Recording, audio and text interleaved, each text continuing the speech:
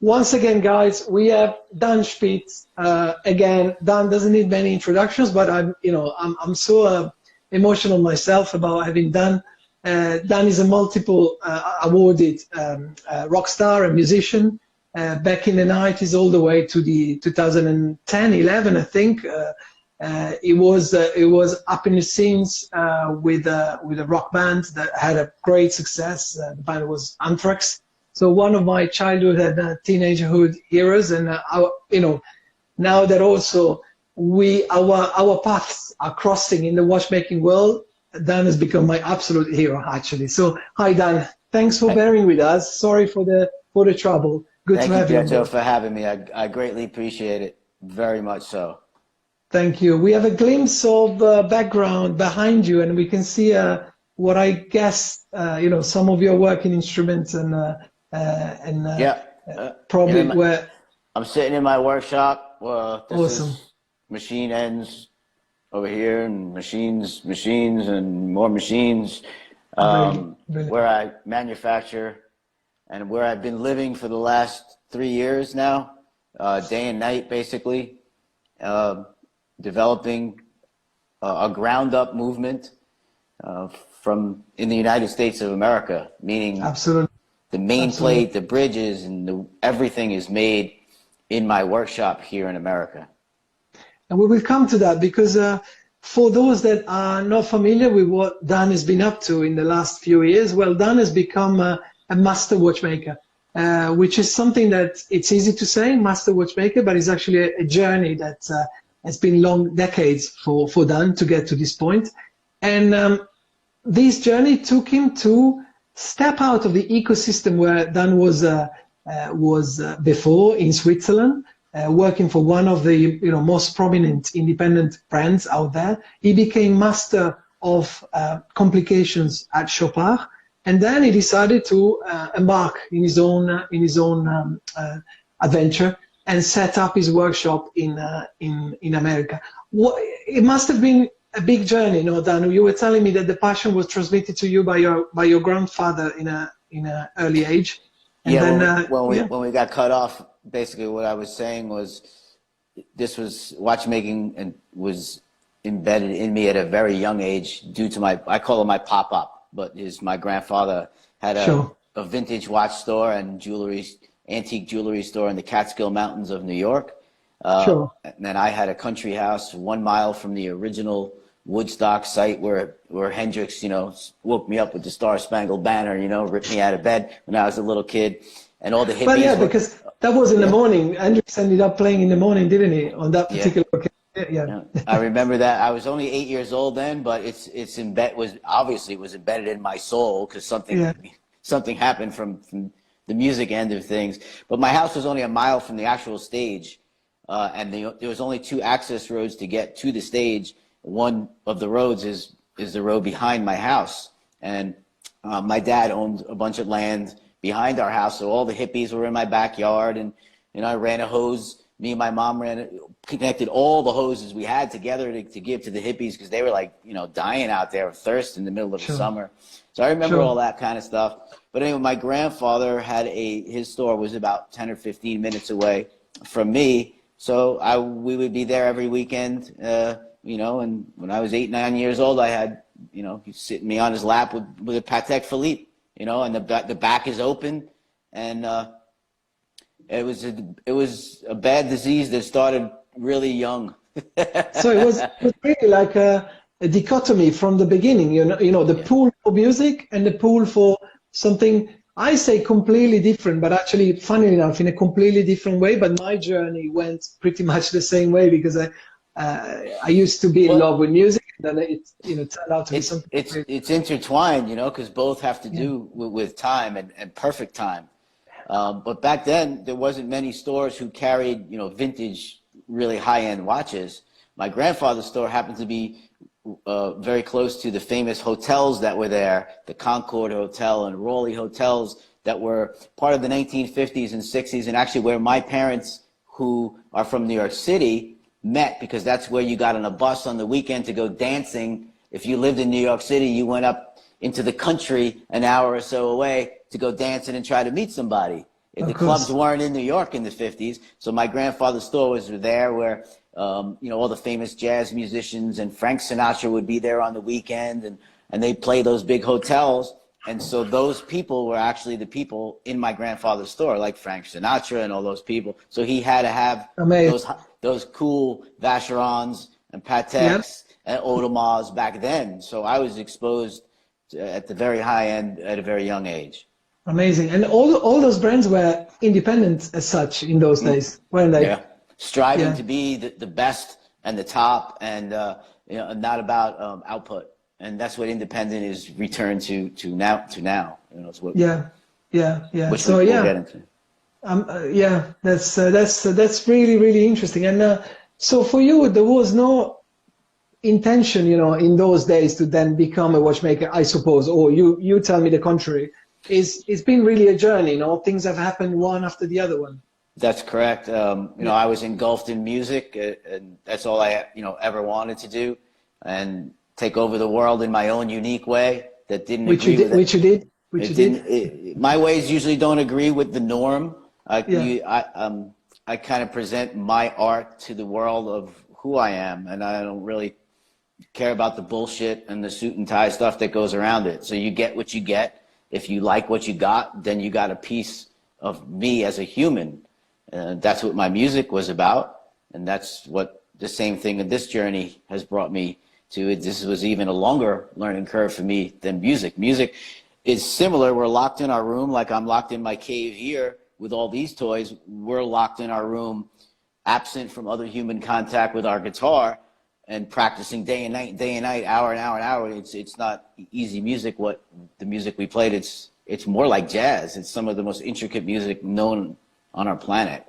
So it's very similar to watchmaking. There's a lot of similarities, but time has always been with me. You can see that as our albums and songs were named a lot about time. And I mean, well, yeah, I got acquainted to Anthrax at the age of 15 when Persistence of Time came out. Actually, there you go. And, that was the time for me. I was before then. I was more into Madonna and you know, things like that. And then Madonna rules. Completely switched. Yeah. I should be grateful as well. You know, big time. Big time. I mean, we actually had a set one time with, you know, that big spinning clock on the stage up on level 2.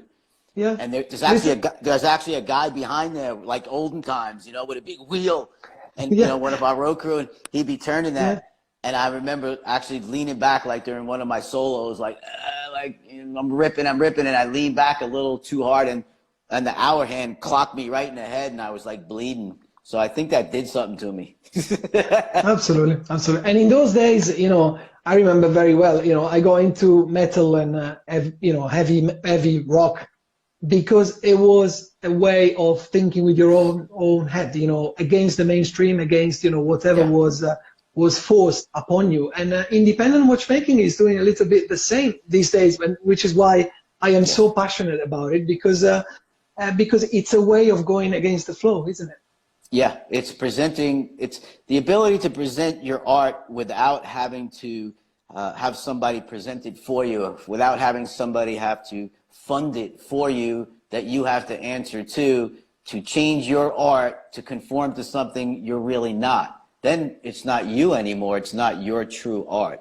So that was done with our music when the big four, all four of, you know, Metallica, Slayer, Megadeth, and Anthrax, we wouldn't sign a record contract. They wouldn't even give us one back then, because we didn't want to conform to the normal kind of things like, okay, we'll hand in our record, but you have final say to send us back to the studio because you don't like the song this way. That's not what we were about. We had invented music that was ahead of its time, sounds of our guitars that were never heard before. And the producers didn't even know how to get the bass out of my guitar that was in there, because it was crossing over into bass frequencies onto the vinyl. So we can present our art the way we want to present our art, which usually pushes the boundaries and opens up wonderful new things, which it did. Absolutely.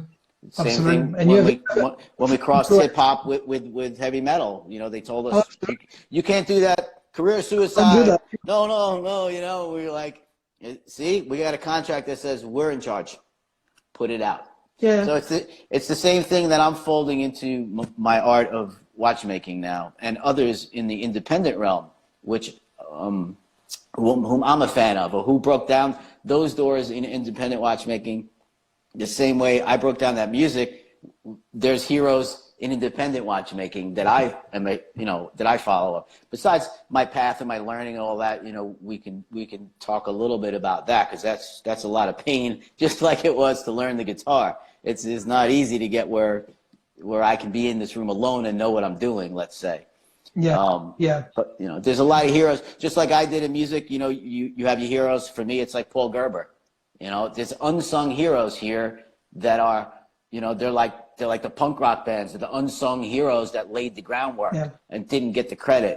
There's the ghost builders that are all behind the scenes that I'd love for everyone who is a fan of independent watchmaking to get to know if you don't know about them. That's kind of part of why I'm here, and I'm starting to talk with wonderful people like you, because people might not know Paul Gerber. They might just know his watch, but what did he do? What did he do? I mean, he made a triple rotor, automatic back when you couldn't put a CNC machine in your house to do that. There were millions of dollars. So he's a godfather. Like in thrash metal, our bands were godfathers to develop all these other music. Or when I collided hip hop with metal, that formed a new genre of music when we didn't have genres. In watchmaking, you have your Paul Gerber, you have your V&A Hota. I mean, come on. V&A is thrash metal. He's the guy that just said, "Fuck you." Absolutely. That's it. So we have interviewed as well. I don't know if you had a chance. You can find it on our Facebook page. We have interviewed V&A a few months ago, and it was one of the best interviews we've ever.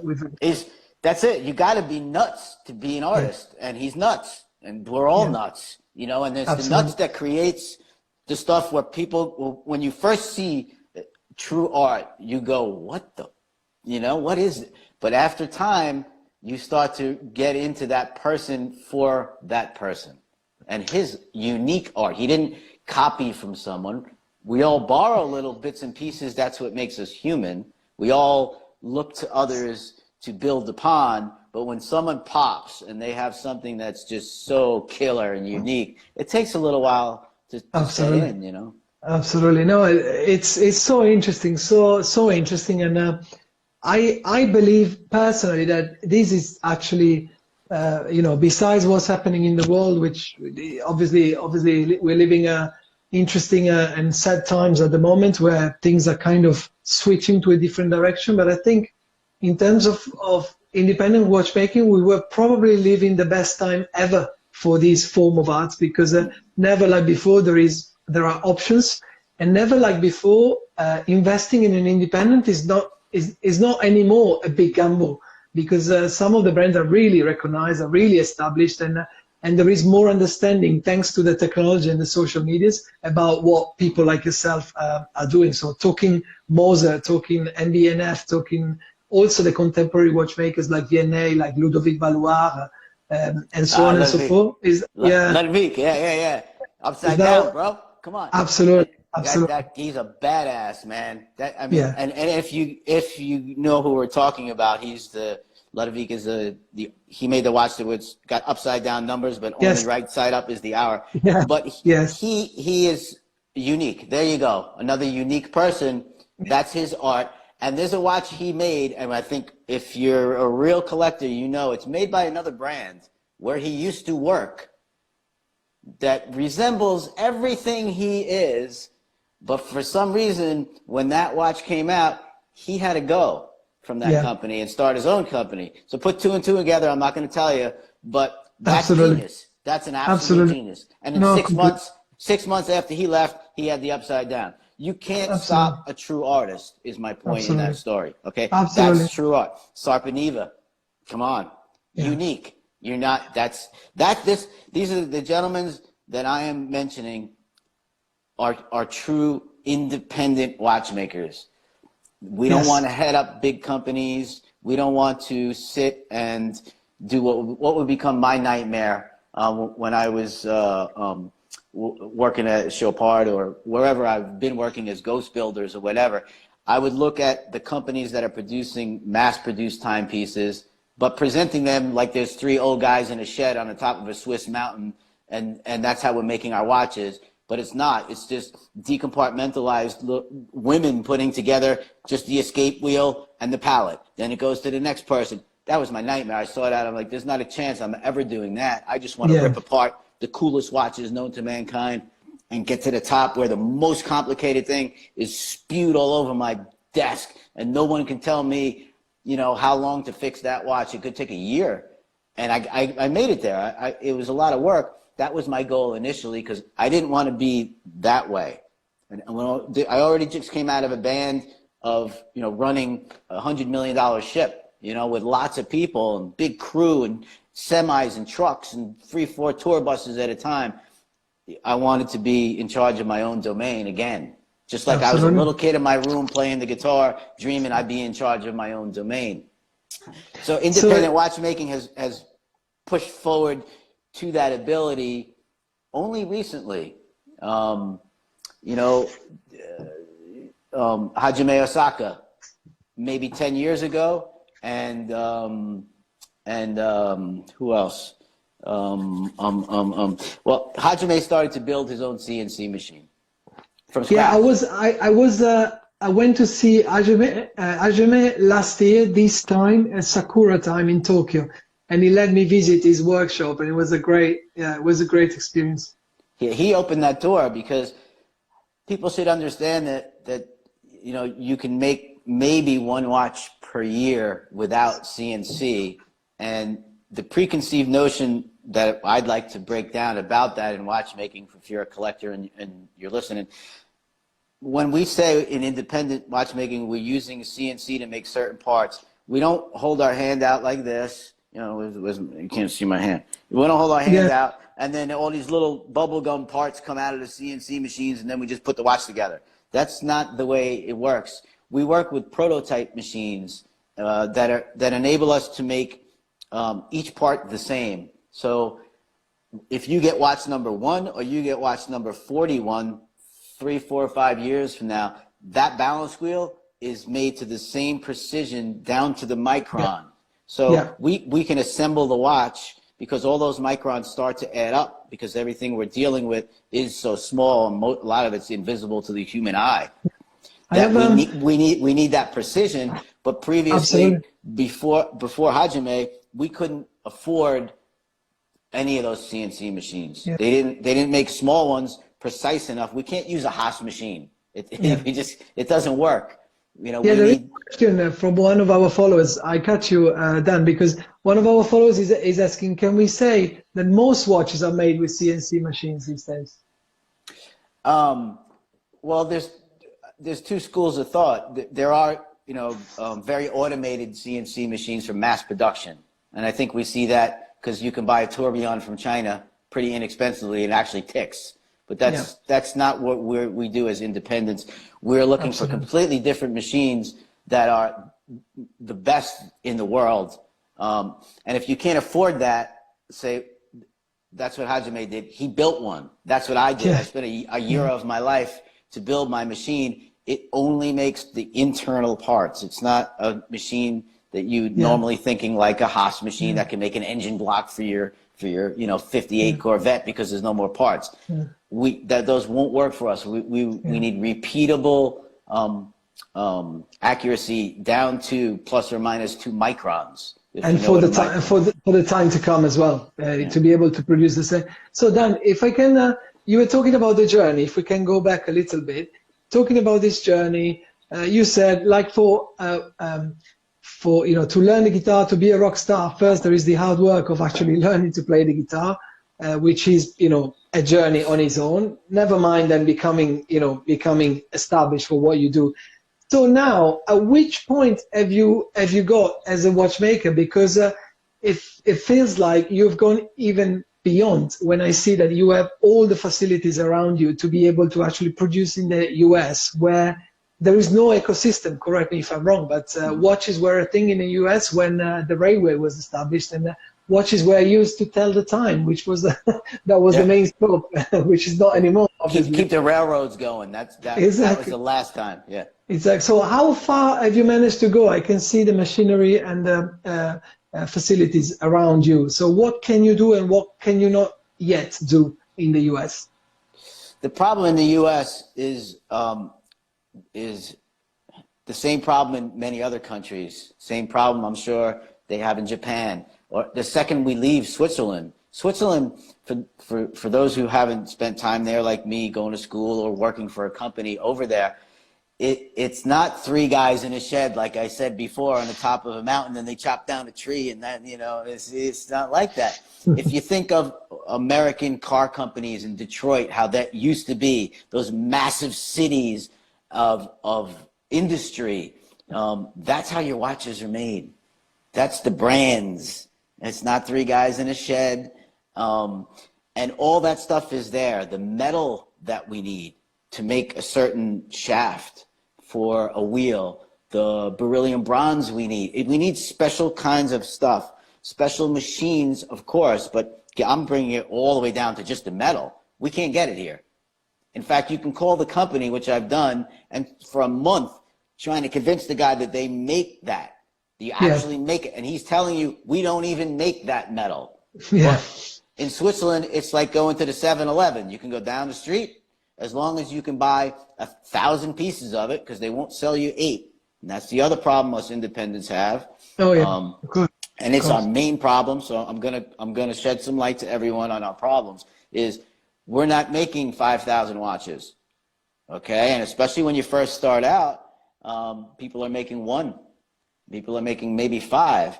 But the minimum quantities of things that we can buy, even if we have a friend in Switzerland, is 1,000. Yeah. You might be able to get someone for 100. Otherwise, they're really not interested because they're so backed up with all the other big giant companies. They don't have time for us little guys. So on top of being in the wrong country, we can even now, because of what we're doing here, technology, yes, we can talk to Switzerland, but they still won't sell it to us. Yeah. And it's frustrating. Beyond frustrating. So, and you're talking about the parts, but then there are the parts and the tools. No, I'm not talking about parts. I'm talking about even just the metal itself. For me to get the correct metal to turn a shaft for a pinion.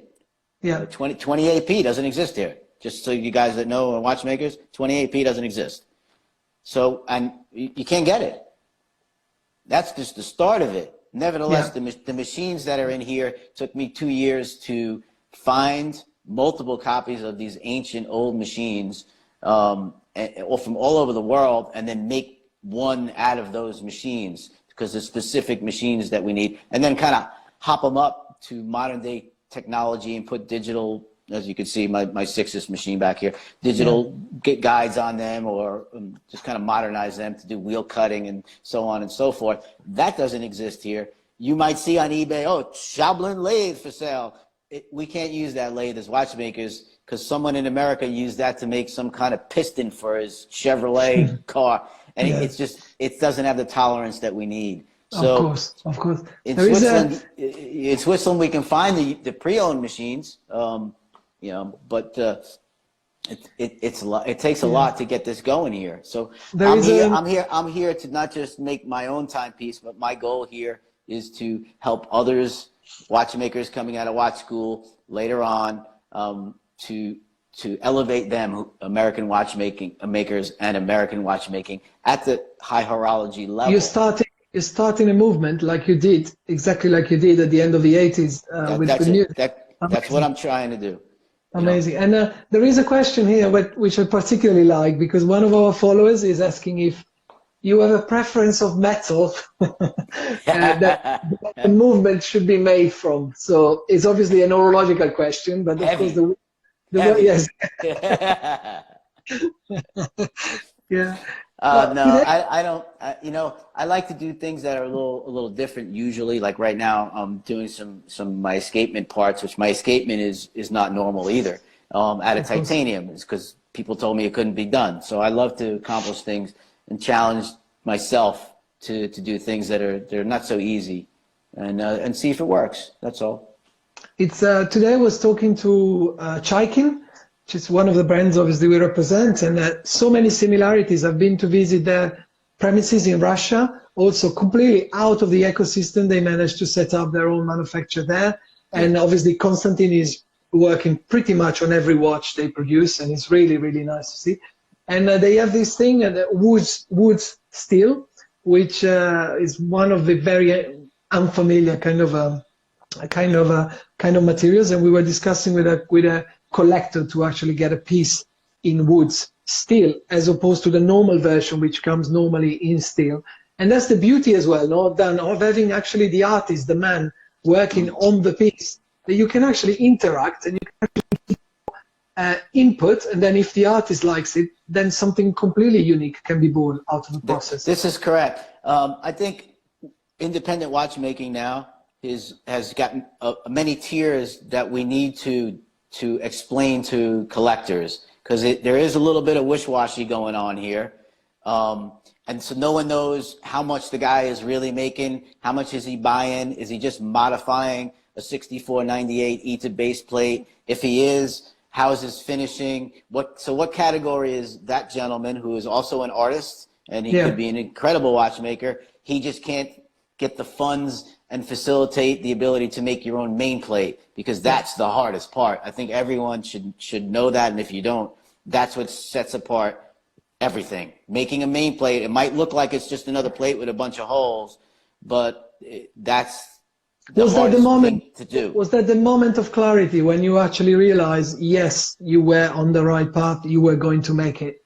When I was holding my first main plate in my hand, I was jumping around here like a madman. Because I remember the shot. I remember the photo shot. It's like finishing my album called Fistful of Metal. If the first album is done and you know what you got, like it was in your head and it was in everybody's head in the band. And then when it was done, we were like, when the world hears this, the world will change. And it's kind of like that same kind of vibe. Like, okay, yeah, it's all in my computer and in CAD. And for me, when I worked and learned CAD and CAM, when I design, it's not just like you just drew it on a napkin and it looks all nice. My watch in CAD is done. It works in CAD.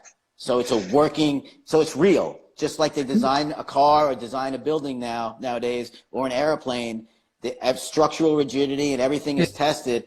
That's what my CAD is. So to watch that get into my hand, it's quite incredible in America. Yeah, absolutely, absolutely. The anticipation is massive because we've seen it before. You mentioned Sarpaneva, I mentioned Chaikin, we can mention Gronefeld, we can mention all the contemporary watchmakers working outside of Switzerland. There is now knowledge of how big of a challenge that is, especially from your point of view. It's mind-boggling. Yeah, and you are going from the design all the way to the production and all the way to you make your own tools. You work your own pieces of metal that you reduce in single parts. You shape them and you polish and you finish all of them one by one. So I was going to ask you. One man just locked in a room one day too long. Well, but again, I want people to understand that we have a few tiers now. What independent watchmaking is, and that we do have a few tiers now of wonderful, incredible watchmakers. Some of us get very frustrated because I know I've been there, and like, I can't make my own main plate. It's an impossibility. So what do I do to make my own art? So I do have to go somewhere else, have somebody else make my main plate, my bridges and whatnot. That doesn't mean that watchmaker is just a finishing house. That's what he's been pushed to do because of the Swiss watch industry, because that their time frame is not a New Yorker's time frame either. Even if you got your $11 million and you want to make, a basic movement from somebody, they're still going to go, okay, I'll see you in 8 years. We'll see how maybe it comes out. We don't operate like that. I'm from New York. Yeah. Like, we don't operate like that. We operate like, I need it in an hour. Like, give me a prototype, give me something. So I had to figure out a way for myself to push myself to be more like a Roger W. Smith, who is, obviously, one of my king. Well, it's all of our idols. He's what he did is very similar to the other two gentlemen I mentioned earlier. He's part of that original equation.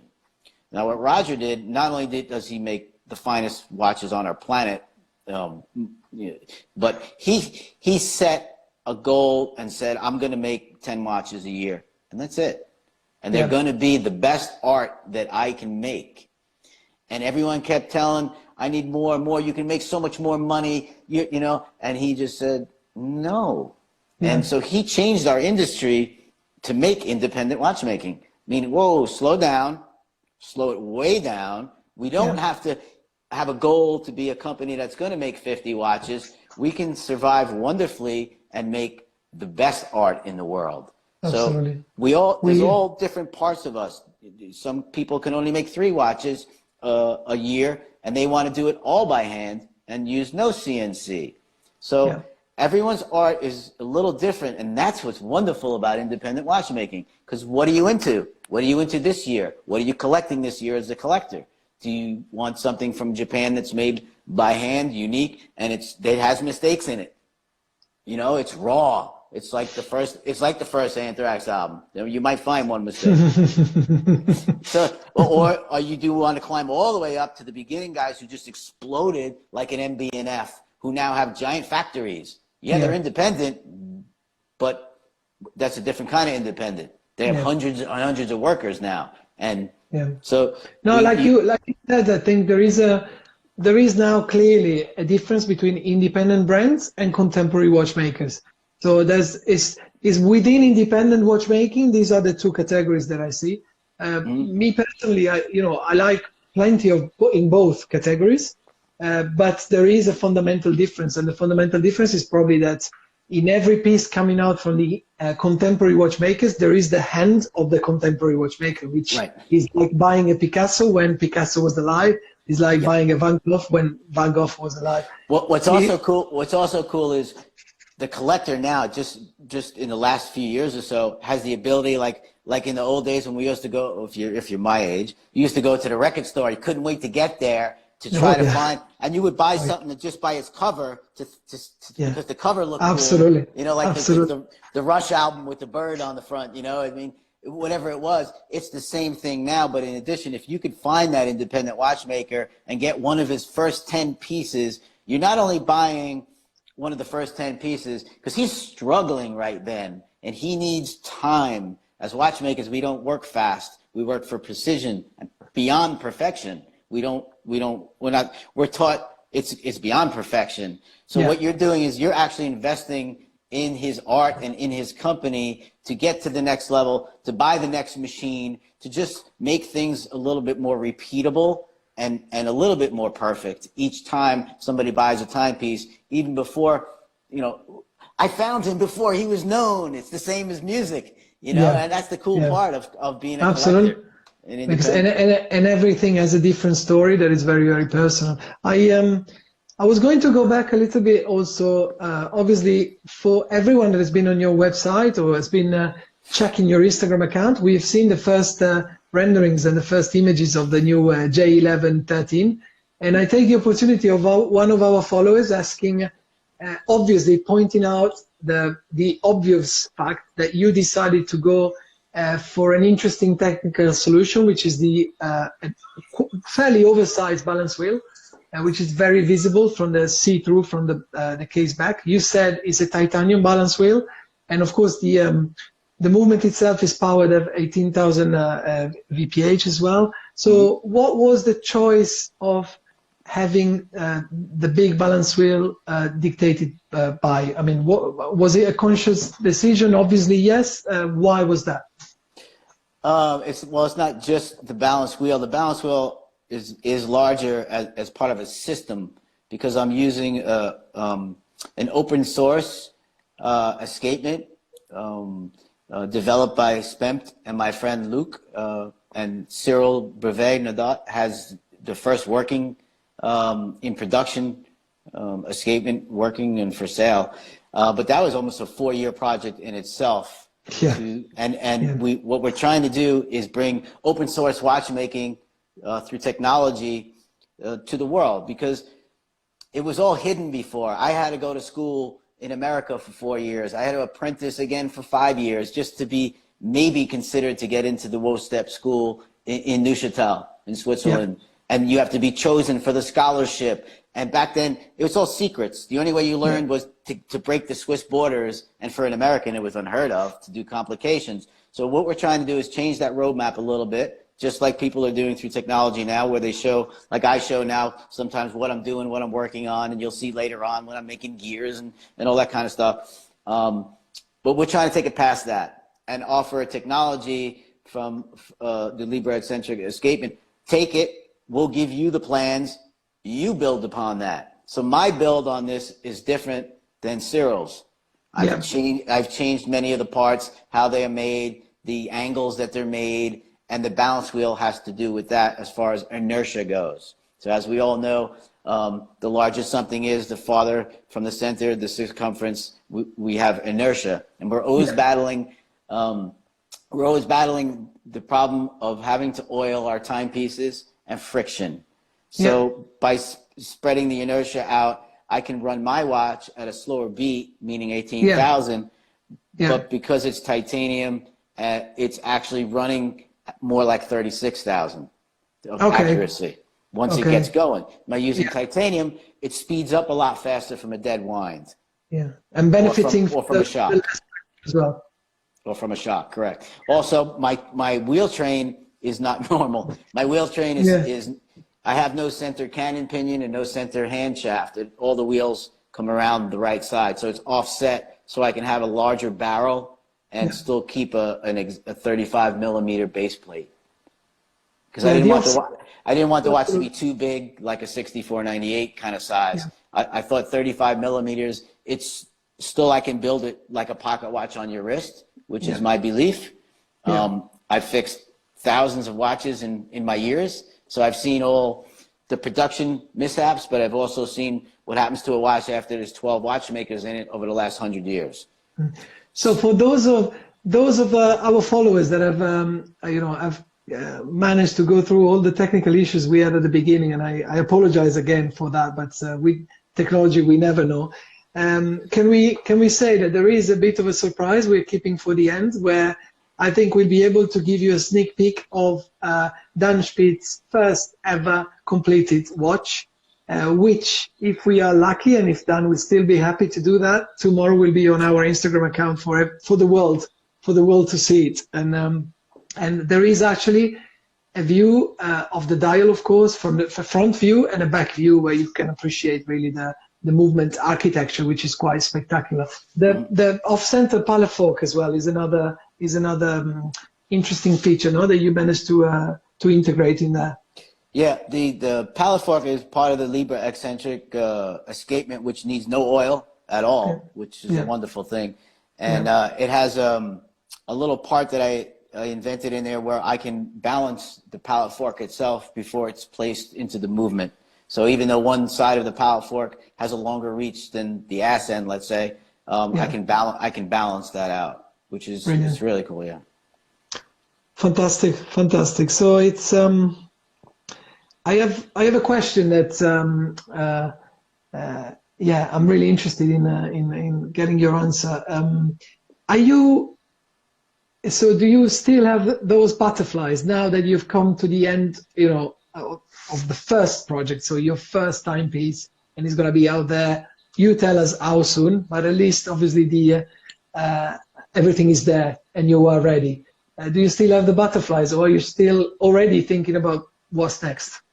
Oh, always thinking about what's next. Yeah, absolutely. I mean, I'm engulfed here, designing and programming and making the parts and figuring out the easiest way. Making the jigs to hold parts is very time consuming. It's pretty much 50 or 60% of what we do is figuring out a way to hold the part, to do the machining that we need to do on that certain part. If I need to use my jig bore or whatever it is, they're very small parts. So I'm busy in there, but at the same time, my mind is going on to the second timepiece, of course. But that's a long way away. It's a long way to design, because it's all me. I'm in charge of everything. I have to do everything. So I have to stop one thing to go do another thing. So if I'm on the computer, I'm not in my shop. Yeah, absolutely, absolutely. It's I just hope that it's not going to become a case like, you know, with the example of Hajime Asaoka. If you want a timepiece from Asaoka, now the waiting list is more or less 5 years, and you are in the line with the Emperor of Japan as well, which is not ideal if you are in a hurry. I think I hope that will be very fast, and the same situation absolutely will be here. From what I can tell already, you know, the pre-orders of people who have and who want, it's very fast for this level of watchmaking, because the main focus is to bring back American watchmaking to the world. And you know, we haven't had this kind of watch in our country since the pocket watch days. We've had many other companies later on, like Hamilton and Waltham do wristwatches, but they weren't true haute halazere, you know, breaking new barriers and being made in the dude's house. You know, I mean, this is what America needs again, and especially at a time like this, or coming out of a time like this that we're in, where once we come out of this, everyone is just going to be gung-ho to get, you know, to get going. Absolutely. So that's really what I'm here. It's not about me. We talk, you know, we talk wonderfully about this, that, and me and this and me and that, but I don't really, it's not about the me. It's more about what can I give back to other watchmakers where I was 15, 20 years ago, coming out of a certain school or a certain apprenticeship, where I dreamed someone would help me and place me in a room with all the machines that I needed so that I couldn't have, to be able to utilize. So that's where I want to bring this, where someone, let's say, is coming out of one of the Swiss schools who is an American, that could come work here. He's traditionally trained, but he wants to make his own timepiece, and the object is that we start a fund that will help them. He can use all the tools that are here. He'll learn about CNC, also manufacturing watch parts in CNC, which is not taught outside of Switzerland. It's, you got to learn on your own, and there's no one to learn from. It's amazing you're saying this, Dan, because one of our followers here, Time to Train, is asking, sorry, no, it's a different, sorry. Yeah, no, sorry, it's Kainteo 21. He's asking, if you are in the US and you're willing to learn and aspiring to become an independent watchmaker one day, where is the place to become educated? So very soon it would be your place, wouldn't it? Well, you would have to go to a traditional school prior to coming here. There's a WOSTEP accredited school run by Richmond Group in Texas. Yeah. So, and they hire you right there, because in that same service center is IWC, Cartier, and all the Richmond brands. So you could find your way through there. If you have the means and the ways to go to Switzerland, the KW, the school with Heinrich, I highly recommend. In America, it's hard. There's no school to learn how to manufacture timepieces. It doesn't exist. Not outside of Switzerland. And yet it is one of the biggest markets, and we can, you know, we represent more than 30 independent brands. And America and the UK at the moment these are probably the markets where, together with Singapore and Japan, independent watch brands are really, really strong in terms of appreciation by collectors. So I can see big potential there for the future. If you're gonna, set out to make your own timepiece, it's a very long road. I'm not discouraging someone, but it's the same as when you want to take your first guitar lesson or a piano lesson. Sometimes they send you home to see if you're really interested, because to come right out of school and then make a watch, it is possible, but because you haven't done 10 years or so of after sales service, you haven't seen what could happen to a watch. You don't know how to fix every little problem that's in a watch, because you need to make a product that's going to last for centuries and centuries and centuries. Because I've had those watches on my bench. They just need a few tweaks. I might maybe need to make a new wheel from scratch, or a new gear, a new pinion, or a new lever, or a new spring on a chronograph for a mounted minute recorder. And that watch now comes back to life for another I don't know, endless amount of time. And that's the way I'm building my watches. That's the way Roger builds his watches. We make the wheels 10 times thicker than they need to be. We make the pinions out of specialized metal. I can make it out of something different, but that's not what we're doing here. We're making something that's going to be not just handed down to your children, but it's going to be around here for hundreds and hundreds and hundreds of years. So you need to learn a little bit of after-sales service. And then my goal is to have 3 watchmakers help me, because I never want to be a large company ever. I'm in control of my own domain. I want to be a watchmaker. You know, Kari Voutilainen is, you know, he's right there. He's at the top of, you know, 35 to 45 watches a year. We want to sit at our bench and produce art that is from our hands. Everything passes through my hands, not manufacturing process. It really is. It's art. I mean, look at Carrie. Carrie's got his own escapement. He didn't have to do that. It's art. It's part of who we are, and we have to make something that's better than better than better than better. So I'm just trying to lift up American watchmaking and bring it back to the days when, we were in charge of the railroads. We were the badasses. It wasn't Switzerland. We were the badasses. So I guess I'm trying to make some badasses that'll eventually come through. That's absolutely. It's so important and so relevant. In the UK, we have the same thing. You know, watchmaking is an art that has disappeared, and there are a few companies, and obviously Roger Smith is leading the way to bring back British watchmaking, which you see what Roger's doing, right? He takes someone out of the British watch school and the jewelry and watch school. He speaks at their school. I do the same thing here. I spoke at Wostep at Richmond, and he takes students there. And you don't sign a contract. You sign your life away. Whenever you want to leave and you feel you're compelled to go, you can go if you learned enough. And that's what we all need to do, because it still is. We need to pass on this traditional methods, because if you just come out of school and go to work for a big brand in Switzerland or wherever that may be, this is going to get, what's here is going to get lost. You're not going to be able to know how to run a jig borer. You're not going to know how to run a Sixus, some of the coolest machines known to mankind, or even restore them.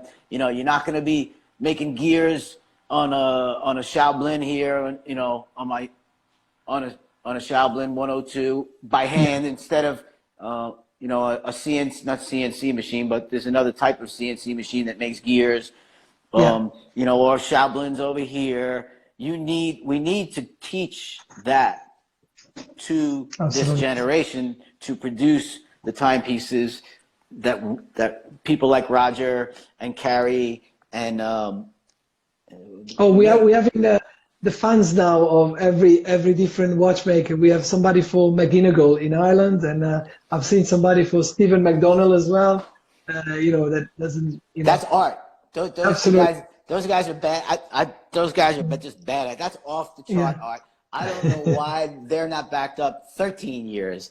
They should be, because the balance cock on his stuff. That's thrash metal. It's the horns. Yeah, absolutely.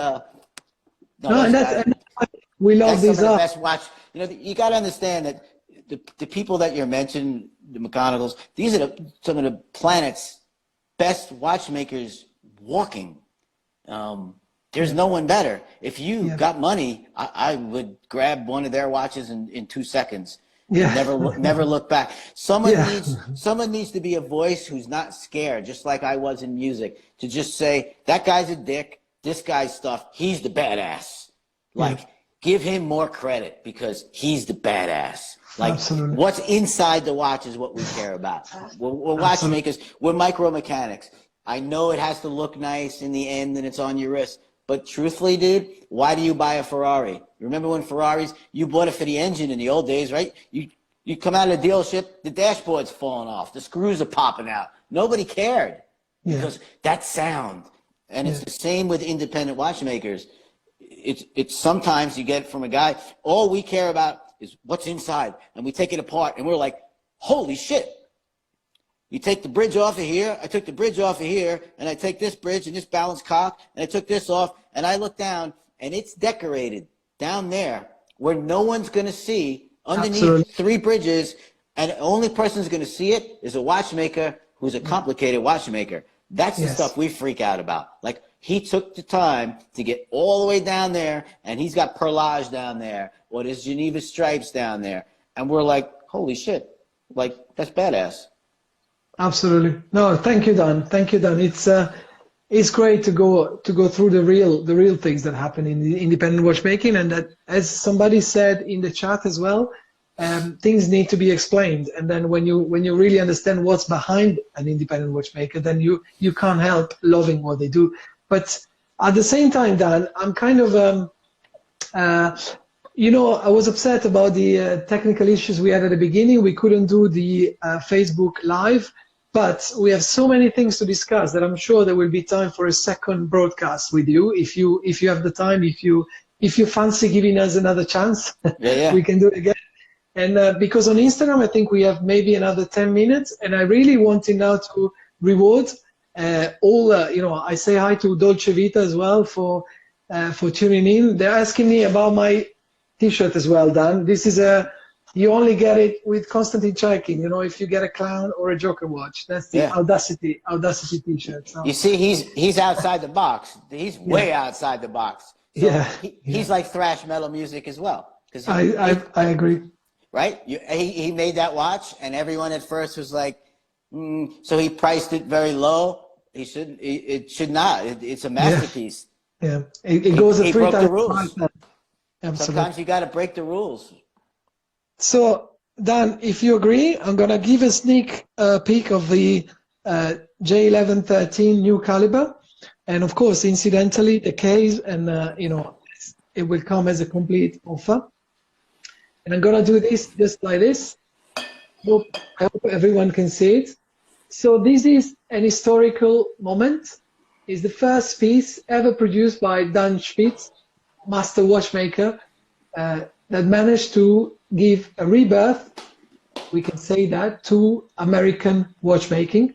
And as we've listened from Dan's voice today, it's only the beginning of what we hope is going to be a brand new wave in independent watchmaking, because America is packed with independent watchmakers, lovers, and I'm sure this will be embraced as an amazing milestone in so many ways. Can you see all right, Dan? Can you see it well?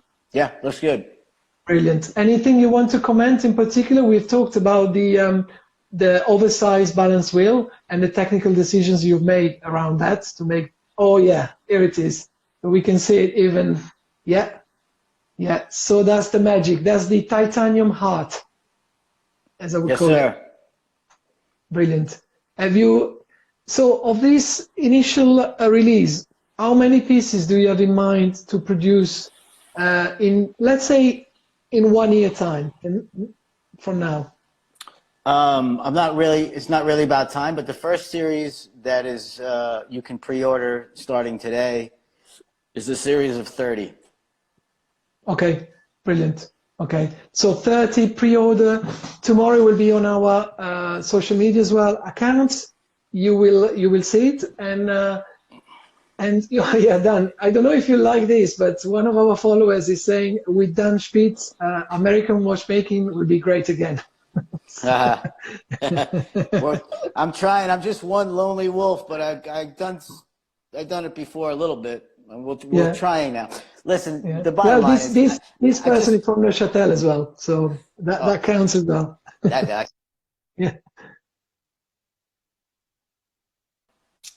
But, you know, what I'm trying to do really is just help others and help my country to be known again. You know, we have a lot of talented watchmakers here, and behind the scenes there's a lot of ghost builders all over the world, and we really, really need to build up American watchmaking again, but at the high level. You know, we need to shoot for the top. You know, not just shoot in the middle. You know, we can make nameplates in this country. We can have our own hairspring factory in this country. We should be producing jewels, and independent watchmakers should be able to buy 5 of this and 5 of that in small quantities, so we can make our art and not be forced to do a job that we really don't want to do. If we want to manufacture, we should be able to get those things here in America.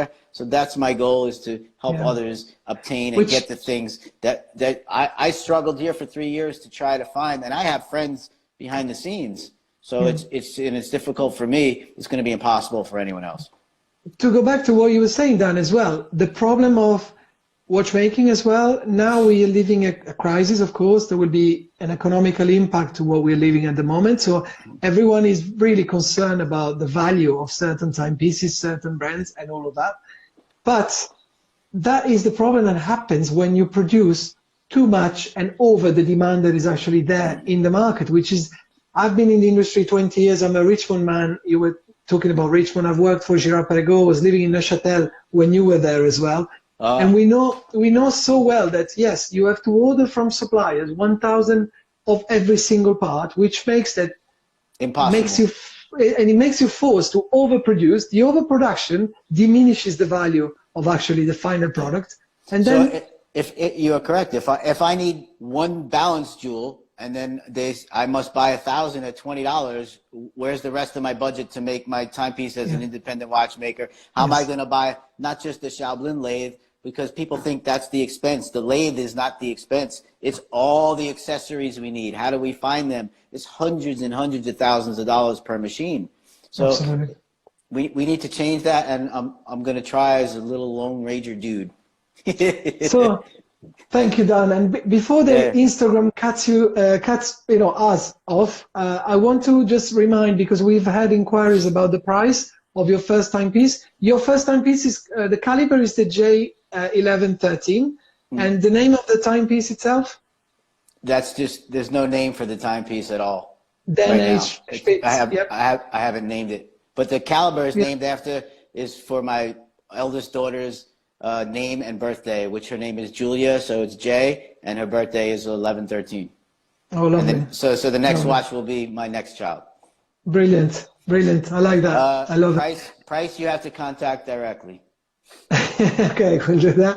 And also, one of our followers is asking, you said 30 pieces you have in mind, but it's not the pre-order that you are expecting to get, it's the total production that you are, you have in mind for these pieces. This piece will be 30 pieces, and I probably do expect that pre-order to be filled quite swiftly. Yeah, absolutely, absolutely. Anyway, you'll be on the social medias tomorrow. And Dan, I don't know if we have run out of time, because again, we've been improvising today, but I'm so happy we've been persistent, persistence of time. I'm so happy that we found a way to go ahead. And I know there will be time to do a recording properly on Facebook as well, so the interview can be seen for a longer time. Yeah. Listen, I'm just grateful for you guys. I know what you do for independent watchmaking. I'm grateful for everyone and what they do for independent watchmaking. We need voices like you. We need the reach like you. Everyone. We so greatly appreciate it. Thank you. Likewise, thanks for your art, for your persistence, and for your, amazing skills and passion.